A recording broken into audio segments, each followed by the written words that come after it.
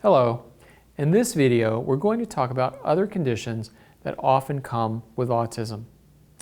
The information in this program is not meant to diagnose or treat. It should not take the place of consultation with a qualified healthcare professional. When conditions occur in conjunction with other disorders, they're referred to as co-occurring. A more technical term for this is comorbid or comorbidity. We'll simply refer to them as related conditions. Nearly 3/4 of children with autism spectrum disorder also have other medical or mental health conditions. In addition, the U.S. Centers for Disease Control and Prevention, the CDC, reports that children with autism or other developmental disorders have higher than expected rates of an even broader range of medical conditions, including skin allergies, food allergies, and severe headaches. Some of the related conditions we're going to discuss might tend to occur after the toddler years, but all of these related conditions can appear at any time during a child's development. Sometimes these related conditions have symptoms that affect how well behavioral therapies and interventions work. So it's important to identify the conditions and treat them separately. Parents and caregivers should familiarize themselves with these comorbid or related conditions to begin early intervention should a disorder emerge at some point during a child's development. Distinguishing between autism and other conditions can sometimes be challenging because the traits of autism often overlap with the symptoms of other disorders, and the characteristics of autism can make traditional diagnostic procedures difficult. This is especially true with related conditions that affect behavior and communication.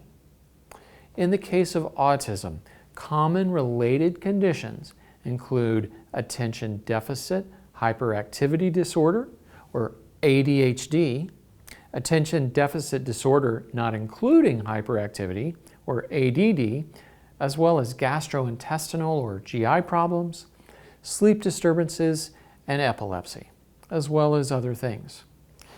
Gastrointestinal or GI disorders, which affect a child's stomach, digestion, and potentially their eating habits, are among the most common related medical conditions associated with autism.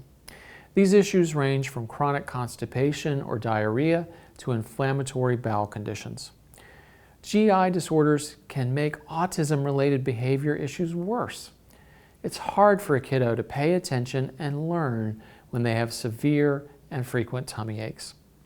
How common are gastrointestinal symptoms in children with autism spectrum disorder? Well, children with ASD and other developmental delays definitely have more GI symptoms than other children. How are gastrointestinal symptoms treated? Because there are many reasons why a child might have GI symptoms, the child will need a thorough examination by a nurse, a doctor, and possibly a specialist before starting any treatment. There's no evidence that gluten-free or casein-free diets help children with gastrointestinal issues. But like some typically developing children, children with ASD might have gluten intolerance or other food sensitivities, allergies, or intolerances. If this is the case, then specific diets can help. Without question, anxiety is a real and serious problem for many children with autism. Research suggests that at least 30% of those affected by autism also have an anxiety disorder.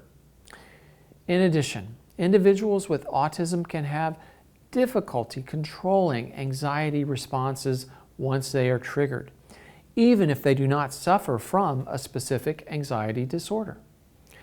People with anxiety have a range of symptoms, including tension, restlessness, hyperactivity, worry, and fear.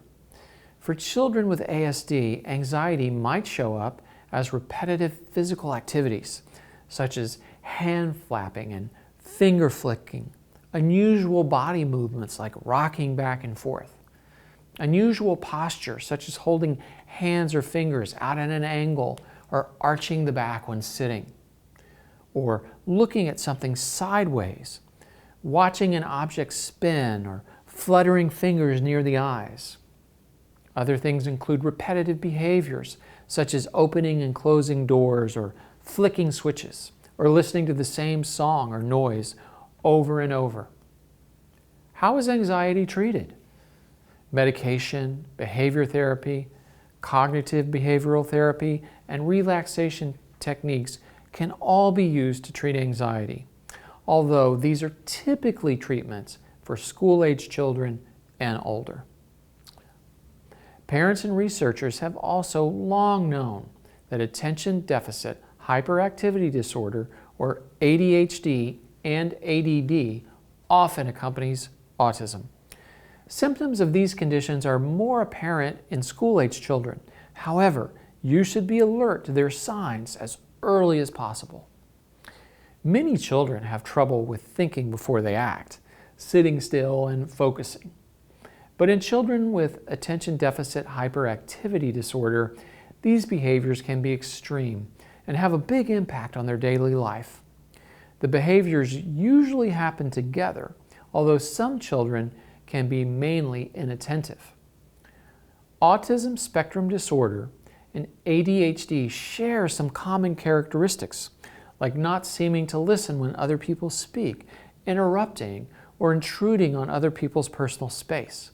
Many children with ASD have behavior that's very similar to ADHD. So, how is ADHD treated? There's no cure, but children and teenagers can manage ADHD using behavior strategies, medication, or a combination of the two. Epilepsy is the name for a range of brain conditions where a child has or is at risk of having repeated and unpredictable seizures because of abnormal electrical activity in the brain. Epilepsy is really quite common, and 20 to 30% of people with ASD also have epilepsy. Seizures are most common in children under 5 and in teenagers. The abnormal electrical activity in the brain causes odd sensations and abnormal movement or behaviors. These are called convulsions and seizures. When a child has a seizure, that's usually a temporary period of unconsciousness, a body convulsion, unusual movements, or staring spells. It can be hard to spot epilepsy in children with autism spectrum disorder because some seizures and symptoms can be similar to some ASD characteristics, like falling to the floor or failing to respond your name or doing repetitive tic-like behaviors. How are seizures and epilepsy treated? Treatment usually involves anti-epileptic medication. There are some steps you can take to minimize the effects of epilepsy. These include making sure your child takes medication on time, gets enough good quality sleep, and avoids situations that cause stress. Many people affected by autism also have difficulty falling asleep and staying asleep through the night. This has been most studied in children with autism, with research suggesting that chronic sleep problems may affect as many as 4 out of 5 children with autism. The most common sleep problems in children with autism spectrum disorder are falling asleep and staying asleep, nightmares, night terrors, and sleepwalking. Sleep difficulties are common among children with autism. About 2/3 of children with ASD might have a sleep problem at some time. How are sleeping problems treated? Well, good sleeping habits can help. This includes avoiding caffeinated drinks and foods such as cola and chocolates, getting sunshine and exercise throughout the day, getting rid of distractions like video games from the bedroom, having a regular bedtime routine, You should always use these strategies at the same time as any other intervention. Behavioral interventions can help, particularly for setting and night waking, which is obviously more of a challenge for older children than toddlers. For older children, sleep medication is another option, but health professionals generally recommend this only if behavioral interventions are not working. Other conditions that are seen in children with autism include Fragile X syndrome, bipolar disorder, and obsessive compulsive disorder. Remember, these conditions and autism itself can be successfully treated with behavioral intervention and medication. However, distinguishing between autism and other conditions can be very challenging because the traits of autism often overlap with the symptoms of these other disorders, and the characteristics of autism can make traditional diagnostic procedures very difficult. This is especially true when related disorders affect behavior and communication.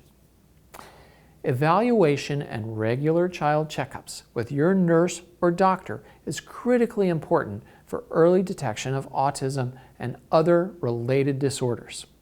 If you don't have access to a nurse or a doctor, or find that it may be difficult to travel and make appointments, many services are now available online.